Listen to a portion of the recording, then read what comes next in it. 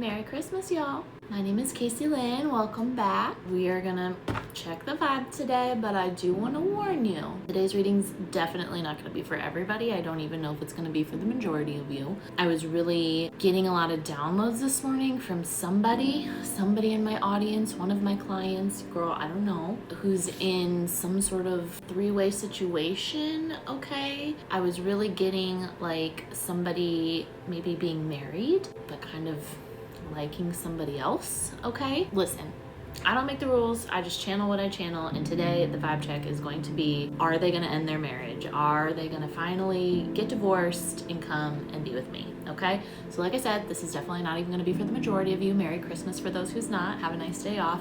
But for those of you that are having anxiety today, especially on Christmas, dude, you know what I mean? Let's look into it.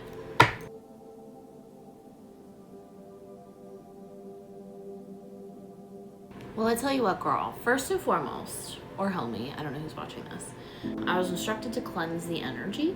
And so the first thing I want to say is we got to clear the energy on this, okay? However we are currently feeling about this relationship, about this situation, good, bad, indifferent, it needs to completely be cleansed, and we need to like start over. The other thing I will say is it's straight up lit. Like it lit on fire. I thought I was gonna burn my hand off, girl. And I'm just really getting the energy, like this connection with somebody who's maybe in another relationship. Like it is very passionate, it does feel very true, but it also feels very like gassed up, okay? And I feel like the overall energy is gonna be like, we need to just like cleanse, we need to cool it down, we need to come back grounded, come back to reality, kind of rethink the situation. We'll see, but let me clear the space. Let's try again.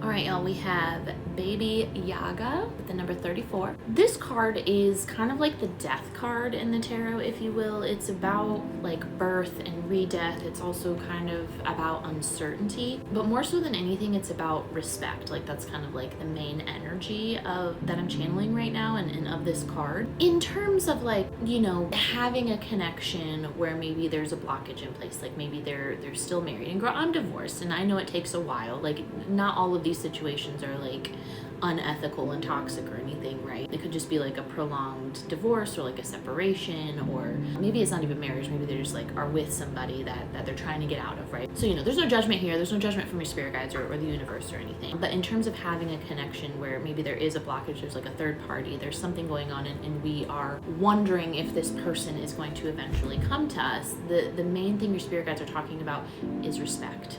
Okay, if you want this connection to transform, okay, like they were saying earlier, we need to cleanse the energy. We need to allow whatever the dynamic is right now to die. We have to, even if it's a good one, they're saying, right? Like even if it's a good one, because there's still a lot of energy placed on a future solution, a future date, it's like we're placing our happiness in this connection on when and if this thing happens, right? And so even if the connection between the two of you is very happy and joyful and passionate and all of that, they're still talking about we need the cleansing of it, and we kind of need to start over. And first things first is to have a little more respect for ourselves. Again, there's no judgment or anything here, but they're showing me like when, and this goes for anybody in any relationship, dude, like when we are kind of over exerting and over planning and kind of patiently waiting for something to happen to kind of like make us feel whole or happy or fulfill ourselves, we really don't have any respect for ourselves, right? Because we're saying that I'm not deserving of this now.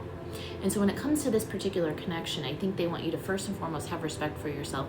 Wipe the slate clean. Try as much as you can is to wipe that passion just for a moment, meditate through it, release it just for a moment, so we can actually look at the situation and be like, okay, is this person truly taking steps in their separation? Are they really doing this, or are they just telling me this and going back to their person? Do you know what I mean? So there still needs to be a cleansing so we can kind of let the current energy die so new energy can transform. The other piece to this like respect thing that they keep showing me, you know, apart from having respect for ourselves, is I think that this person has a lot of respect for you, and I think that they have a lot of respect for how you've been handling this situation. Like, because to me it feels very nurturing, it feels like you've been very empathetic, you've been very like understanding, do you know what I mean? And they respect how you are handling it in that way. So to just answer this question yes or no is more convoluted than that. I think there's a strong chance that if you stay right? In this respectful energy where we're not over placing emphasis on this relationship. We're not overly like